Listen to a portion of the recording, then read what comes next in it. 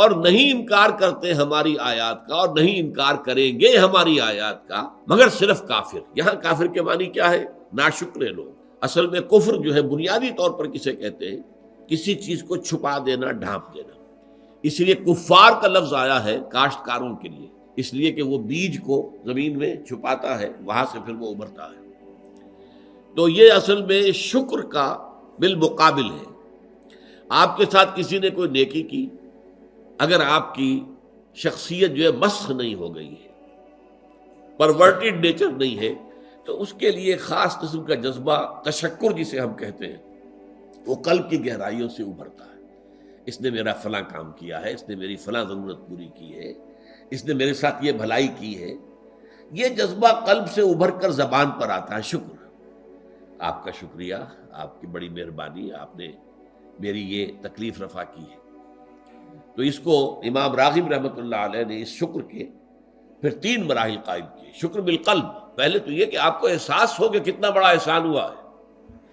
ظاہر بات ہے کہ اگر آپ کسی جوہری کو ایک ہیرا دیں گے تو وہ جو شکر کرے گا کہ کتنی بڑی دولت مجھے دے دی گئی ہے، آپ وہی ہیرا کسی بچے کے ہاتھ پر رکھ دیجئے، وہ سمجھے گا کہ کوئی وہ کھیلنے والا جو بنٹا ہے شاید وہی ہے، یہ بھی کوئی کانچ کا کوئی ٹکڑا ہے، بس اور کیا سمجھے گا وہ۔ لہذا جب تک کہ نعمت کی اہمیت اور قدر و قیمت کا ادراک نہ ہو تو اس کے ہم وزن، اس کے متناسب شکر انسان ادا نہیں کر سکتا۔ تو پہلے ہے شکر بالقلب، دل میں احساس اور ادراک ہو کہ میرے ساتھ کتنی بڑی بھلائی ہوئی ہے۔ پھر ہے زبان سے شکر، اور پھر ہے شکر بالجوارح، پورے وجود سے شکر، یعنی اس نعمت کا حق ادا کرنا۔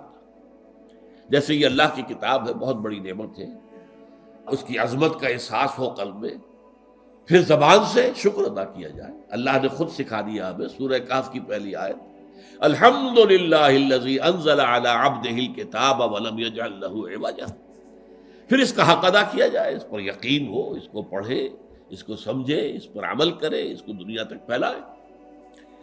تو فرمایا یہ جو جن میں یہ شکر نہیں ہے، جو شخص کوئی اس کے ساتھ بھلائی کرتا ہے، شکر کے جذبے کو دبا دیتا ہے، وہ ابھرنے نہیں دیتا، زبان پہ نہیں آنے دیتا، یہ کفر ہے۔ اور شکر کے مقابلے میں کفر کا لفظ آتا ہے، لئن شکرتم لازیدنکم، دیکھو میں نے جو تم پر احسان کیے ہیں، نعمتیں دی ہیں، اگر تم شکر کرو گے تو میں اور دوں گا، ولئن کفرتم ان عذابی لشدید، تو پھر میرا عذاب بھی بہت سخت ہے۔ تو یہاں شکر اور کفر ایک دوسرے کے مقابلے میں آئے۔